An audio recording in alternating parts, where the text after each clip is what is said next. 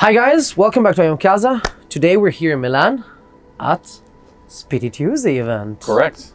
Welcome, Thank my you. man, Robert Jan from Fratello. Yes. Obviously, 10 years of Speedy Tuesday. 10 years. We're celebrating in Milan. Yeah, amazing. So good, so good, so good. Welcome, first of all, to IamCasa and to my city, for Thank sure. you. Beautiful. Thank you so much. I start with the really first question because I really want to know it. Why the name Fratello? It's super Italian. I know it's very Italian. It has to do with my last name. Okay. So in Dutch, my last name is Broer, but it's very difficult to pronounce for people outside of the Netherlands. So kind of brother. Exactly. Okay. And that's why I chose Fratello, because you pronounce it the same everywhere in the world, right? Sure. Perhaps a little bit of different pronunciation, a little bit different, but Fratello is the name. So nice, and it's brother, so. Exactly, and it was a one-man show in the past when I started in 2004. So it was just me, and today we are more, so it should be Fratelli. But we also have some ladies on board, so then it becomes a little bit different. Sorelle, it's it difficult. should be a familia, perhaps, or something. I'm looking forward to the name change. Yeah, perhaps we need to do that. Yeah. Italian rebranding, so good. So we've been talking now. You're kind of a fan of also there. I'm glad you're there, and thank you for the interview. I mean, it's been a happy long to time. do so. Yeah. So great. We've been. Today's interview was, to me, a bit more knowing you because I always hear about Fratello. We have a mutual friend, Mr. Kunzaiman, who we say hello to, and I wanted to know you better and to get your approach and to understand more how you see the watch world. That nowadays it's a super hot topic. And it is. Yeah, that changed drastically from since I started. So. And you started a movement 10 years ago. So you were an early bird. I started Speedy Tuesday exactly 10 years ago this year, and but I started Fratello much longer ago in 2004, so 18 years ago in July. So it's exactly 18 years ago, and I did it because I was bored at work. Okay. And I was already participating in online forums like Time Zone and What You Seek, and they are still there today, but in a different size, I guess. A lot of that stuff moved to Facebook discussions and groups and Instagram, I guess. And I always was a fan of watches since early on. I'm from 1977, so in the 80s I grew up with Swatch and so on. And in the 90s I really got interested in watches, bought all the magazines, even the Italian ones, Orologi e Marche, and while being here on a holiday. And it really got me going on these watches. And so I was very active online already in the 90s. And then 2004 I decided to use my domain name FratelloWatches.com to publish about watches. Because before I tried to sell watches, bought vintage watches, sold vintage watches, had them restored and so on. I did that during my studies. Okay. And when I was done with my studies, I thought, I need to get a real job. So I got a real job. And I still had the domain. So in 2004, I thought, I have the domain, and all these blogs were upcoming. So I started basically a blog about watches, and it was the first blog on watches worldwide. Then later on came Hodinky and the blog to watch and so on. And later on, it changed a bit into a magazine. So it's more like an online magazine and a blog. I think the word blog doesn't cover the substance anymore. And so we are, full on watch magazine, and Speedy Tuesday happened in 2012. And so grown great and grown crazy. Amazing. And I think at some point Speedy Tuesday was bigger than Fratello. I think we made that change a little bit, but it helped us tremendously getting also Fratello on the map, but also our love for Speedmasters, or my love for Speedmasters, and also my colleagues are very much in love with the Speedmasters, and for some of them it was the reason to join Fratello. Wow, okay, it's the first thing you think about when you think about Fratello watches. I mean, you think about, the limited nows, the limited are, Matteo here is wearing also I know, which is breathtaking to me. And in fact, I first got in touch with you thinking about Speedmasters and Omegas. Yeah, we have that name that Fratello is about Omega and Speedmasters, and of course it is a little bit because I think meanwhile in those 10 years we did 535 articles just on Speedy Tuesday, and then of course more on Omega. And for me personally, Omega is a link with my family, and so that makes it an important brand for me personally. It's close to the heart. And that also makes you then to write more about it, perhaps. But in the end, we publish 150 articles a month, and 4 of them are Speedy Tuesday articles. So It's really It's only much. a small portion these days, but in the past I was alone, so Yeah, sure. we only did 1, sometimes 2 articles a day, and then it looks like, oh, it's Wow. an Omega kind of thing. Man, it's a lot. Yeah. Articles a day. But today it's 150 articles a month, so like 4 or 5 articles a day, sometimes even more. And you're 20 people now. Yeah. That's a full enterprise. I mean. Yeah, we have 100%. around 15 people on the content, so Wow. writing, pictures, video, social media, and so on. And then we have a number of people for SEO, web developer, finance, and we have a CEO these days, not me. Okay. So, yeah. Okay. Yeah, to manage You're more everything. the. I'm editor-in-chief officially. I'm also still managing director of the company itself and shareholder. But it became so much that I thought I need to have someone with me to work on the strategy, work on everything besides content, because I could not do it alone anymore. And that's, I think, the growing pains that you have as a small company. And yeah, we're growing. But it's great to grow. I mean, you have more opportunities and definitely, definitely. Basically. How is it different to be? I mean, I'm and for someone, it's more Italy than Switzerland, the country of watches, because we buy a lot. We have all the dealers there and all that. How is it for you? I mean, I don't really know apart from the guys from Amsterdam Vintage Watches. Yes. I know really few about the Netherlands in terms of watches. Yeah. How is it different to approach it all and become that big? Being in not maybe the most talked about country about watches. Yeah, so if you look at the Swatch export list that's being communicated like every month, I think we are, I don't know, number 19 or number 20, so not that super relevant in terms of watches. And that was also when I started in 2004 with Fratello, I decided to do it international, so in English. Okay. English is not my mother tongue, so for a long time it was a bit crappy English.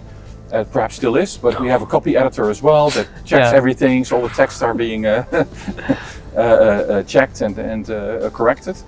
But that was a very important decision to make from the start. Do it in English, because then your audience is bigger. And also for us at Fratello, the Netherlands are important, but it's like this in the total number of visitors. The US is number 1, and then there's the UK, there's Singapore, all the English-speaking countries. Everywhere, and also Italy, of course. Yeah, sure. I mean, also many times when I Google something, Fratello comes up in the first 3 or 4 results. Yeah, well, I hope so. Yeah. I mean, it's working. It's working pretty great. Yeah. We're here for a Speedmaster event, obviously, Speedy Tuesday, and you're wearing 2 amazing pieces to me. Thank you. Really great. I mean, my personal favorite is the first Speedy Tuesday. Yes. Because I think it's the one that looks the most beautiful in the modern lineup. Tell me something about them. I mean, one is similar to something that made a huge record lately. Not record, but I mean, it is something special, right? Yeah. So I'm wearing 2 watches. Normally I don't do that, but for this occasion I'm wearing 2 watches. I have the Gold Speedmaster Moonshine from 2019. It was the 50th anniversary of Apollo 11, and it was shown to me, and I thought, man, this is so good. I prefer it over the first one from 69, because this one will not change. If you have the watches from 69, you have a few. They all age differently. Yeah. And I think this will just age all the same, and it's a beautiful watch. You can wear it every day. It says ceramic bezel, sapphire crystal, and they respected the size, and the bracelet going to 14 millimeters at the clasp, so very thin. They did a great job. The red bezel, the onyx hour markers, a solid gold dial. They did a tremendous job, and I love the little details like the piece of lunar meteorite in the case back. It's just amazing to me. Does it get a lot of wrist time? It's almost, and my colleagues that are here can attest, it's almost my daily watch. Wow. Yeah. Wow. And you can see it's all scratched up and banged up, but it's my watch. From I mean afar, but from there it doesn't look that messed up. So it's okay. No, I'm careful with my watches, but I'm at the desk most of the time, so you see the scratches on the clasp. It has some dents, but yeah, it's my watch, so I can do whatever I want with it. Sure. I don't buy watches to put in a safe. So they are in the safe for security reasons, of course, but they are made to wear. So how's the situation in the Netherlands, crime-wise, and it's awful. It's awful. There, as everywhere, I guess. So pretty bad. That's a pity. Luckily, I can still wear this. It says Omega and it's in gold, so it still doesn't resonate with some criminals. I mean, pretty lucky. Yeah, on the other wrist, I wear a watch from 1 year later. So it's the Speedmaster Caliber 321. Yeah. Also called the Ed White, although it was based on the watch from Apollo 17 worn by Gene Cernan. Okay. They used his watch that is in the Omega Museum to scan, and recreate this watch. But of course, everyone calls it the Ed White. Beautiful watch, also sapphire crystal and a ceramic bezel. But for the rest, it's very close to the original one. And it's smaller, if I recall it correctly. Yeah, it's the same size as the original 105003, so it's 39.7 millimeters. That's mainly due to the bezel, because the case itself is the same case as the very first Speedmaster and the second generation Speedmaster, the 2998. It's the bezel that makes it a bit larger, because the other ones had smaller bezels, and they were, especially the first generation, the CK2915, had a smaller bezel in steel, and then it was 38.6 or 7, top of my head.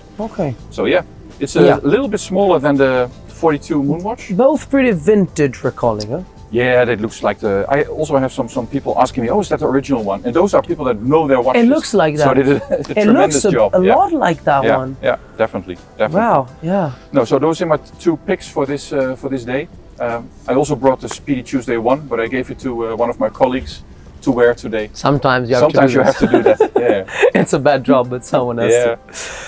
Talking about communication, because I mean, we talk a lot. I don't know if you get the same, but we talk a lot about watches. I love watches, but sometimes you're like that. I want to talk about people, because it's more than watches. Yes. Talking about that, would you do the same now? Like, would you start that same thing now? Well, the people is the reason also for Speedy Tuesday. I mean, I like writing about Speedmasters and well, the two limited edition releases were very cool, but it's about the people. So we do these events, and that's, I think, the core for Speedy Tuesday. It's also the hashtag Speedy Tuesday on Instagram. It's a label. It's an easy like tag or label to find other like-minded enthusiasts and collectors and get in touch with them. So that's the whole thing with Speedy Tuesday, just to meet up with other Speedmaster people, and it's and as you know, it's a great conversation maker.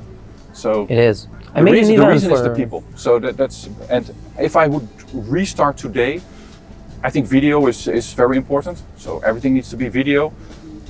That said, we have more readers than ever. We grow really tremendously quick. So I also feel that still people want to be at ease and read about a watch, because then you can see, oh, these are the specifications, and with a video, it's quick, right? It's it is super quick. It's super quick. We also do video, and we also keep that in mind that, hey, this is a different, it might be the same audience, but they watch perhaps with a different reason, just to be entertained and so on. And if you read an article, I think you're in a different mode. So I think there's room for everything. If I would have started today, I'm not really a video guy myself. I don't need to be in front of the camera all the time. I have more like a radio head, so perhaps I would do podcast. They work pretty fine. But you would start something today as well. I would, but I also would keep in mind that I see a lot of people like go full on Instagram or YouTube. I think that the thing that you need to keep in mind is that is not your platform. It's you. You can use the platform, but it's owned by YouTube or Google or Instagram or Facebook. So once they decide to do something else, or it goes downhill, and then what? So then you need to come up with something else. So that's why I focused for a long time only on Fratello watches, because we own that, Super right? Interesting. We own the statistics, we can see what's happening, we can influence it a little bit. And with Instagram and the algorithm changes every 2 months, or I don't know what, so Instagram it makes it super difficult. It's my #1 platform, but it's difficult to difficult. They got a video down for copyrights, and yeah, you can talk to anyone. Exactly, you don't get a person on the phone, right? That's so. Those are things that I would keep in mind if I would start today. So what are you going to do? And I think podcasts are nice because you can still choose different platforms that replicate to Spotify or Apple Podcasts or Google. I don't know what it's called there. Something like that. Okay. That would be my pick, or doing events. Yeah, true. But events with COVID and stuff has been. Yeah, we are opening up a little bit more, but yeah. And lucky with also there because. True, and people like to go to events. We have always a lot of registrations, and so we do Speed Tuesday events. We also did our Fratello event a few weeks ago, and people love that stuff. Oh yeah, I mean I've done a dinner last night with just fellow friends, collectors, all youngsters from below 35 years old. 23 people. It's the best thing ever, right? Everyone like wanted to be there just to be there and have fun. So yeah, I mean it's literally the time for watches and for people to get together. So it's really something that that's growing. And about limited editions. Yeah. How did you get there? And is it possible now for people to do it? Or again, I mean, Is that It achievable? depends a little bit on the brands. Some brands like to do limited editions. Other brands are a bit reluctant to do limited editions these days. You will see with Omega, the last one was 2019, because the Snoopy is limited in production, but it's not a limited edition officially. I mean, the effect is more or less the same. But some brands are stepping a little bit away from it. Other brands, they embrace it. So it really depends on the brand. It also depends a little bit on what you can bring to the brand. Can you bring a special community? Can you bring a certain audience? Or is it just you who has a shop who wants to have something in your shop? So I think it's also a little bit depending on your intentions. Okay, Yeah. nice. What will we see from Fratello 5 years from now? What do you expect from this world, field, and you? I think we want to become bigger and bigger. I think video will play a much more important role, also for a younger audience. And we want to do more events, also ourselves, and also events at our headquarters, so pop-up events. And of course, we have our e-boutique or shop. We do limited editions or exclusive with brands. There will be a couple more this year. So we want to build on that as well. But we also see how important it is that people really see and feel the watches up front. Sure. So sounds perhaps a little bit old-fashioned again, but we also want to have a physical location where people can try the watches, have them serviced, talk to us about the watches, like a hangout, something like that. So you want to have the full 360 degrees of digital and physical, and meeting people, and also introducing people to the brands, but also brands to the people. Sure. Very important. So we will go down that route for sure. And you think it's going to grow, apart from Fratello, the whole watch field is going to grow as it was? Yeah, I think there will be a little bit of a break, also depending on the recession. Are people still comfortable spending money later on this year or next year? Okay. We see already some first effects on the hyped pieces from the famous brands that are going down a little bit. In the end, you see that vintage watch prices are still relatively stable. The demand is there. We only see growth in terms of audience on all our channels. So I think the future is still bright. Definitely. Awesome. Yeah. Great to hear from you, man. I mean, definitely. I'm always cared about that. To conclude the thing, what's your take on the MoonSwatch? I'm super curious. I mean, you're the guy for that. Yeah, and we published a lot about it. Yeah. And I did an interview with Mr. Hayek recently. And man, a lot of people are angry. Also in the comments and in the email, and they don't like it, and they don't like the explanation by Hayek. But hey, it's not my explanation, it's his explanation. So I don't have to agree with everything he said, I just am the messenger. But I like it. I saw it for the first time before it was released. So they invited me to come to Swatch to have this kind of workshop with some other journalists and titles, very small group. And so we could give some feedback and think about appropriate way of exposing it. And first I thought, yeah, interesting that it's a Speedmaster. But then within that I thought it's very clever to put Speedmaster on the dial. Okay. Because then it is a Speedmaster and it's not some copy or a homage or whatever. True. It is a Speedmaster and it's like a collaboration piece. And some people were scared, also in our team, that it would have a negative effect on the brand name Omega. On the other hand, the facts show us a different reality. Yeah, true. More people buy the MoonWatch. I hear that from Omega headquarters, from dealers. Yeah. That might be a little bit colored, of course, because I can't really see the numbers. But I also saw the numbers on a platform like Chrono24. They showed me the numbers. I said, man, it's crazy what it does for the MoonWatch. It did. So I think it really has a positive effect, and perhaps not only on the MoonWatch, but also people who are not into watches before bought a MoonSwatch, 100%. get into watches. So perhaps they don't buy a MoonWatch, but they buy, I don't know, a Seamaster or, I don't know, a watch from another brand. And that's not a bad thing. I hope to get more people into this. Yeah, we need that. Passion, right? We need that we a need lot. that. Yeah. So I don't think it's a bad thing in the end. I think a lot of people are angry because they can't get it. But that's, I think, a different reason, right? I mean, true. Yeah, completely. I think they will become more and more available. They produce many. I was lucky. I went to the Zurich boutique last week, and they were there. Zurich as well. Yeah. So mine as well. So I bought one last Saturday. My colleague Sinara bought one in the boutique in Rotterdam. She just went in, bought one. So I think it takes a while, but it will come. For me as well. Patience, like the Snoopy, it needs to have patience. Nowadays, I guess, in this game. it's that. Because people are angry, but you also don't have to forget, like you said earlier on, there are many more people now interested in watches than 5 or 10 years ago. So many. So the demand is much higher. So there's no reason to get angry. It should be about fun, a hobby, passion for watches. the amore for watches. So I love that. that's what Will it we is. see you in it again in Italy anytime soon? Yeah, for my holiday. So I don't know if I will see you, but I will be here next week. Awesome. For my holiday. Where are you going? Tuscany. Oh, so good. Yeah. So Try good. to move a little bit away from watches, but I know myself. I will No, read impossible. and check Impossible. anytime. That's exactly. impossible. Man, so thank you so much for being Thank you. here with me. It was very nice. It was a great pleasure. Congrats Thank on you. the event and on everything you did. And good luck for the future as You well. as well. Thank you so much. Thank you guys. Let us know if you like the story and if you want to do a second episode, maybe in the future. Let me know. I will, with pleasure. Happy to do. See you in the next video. Ciao.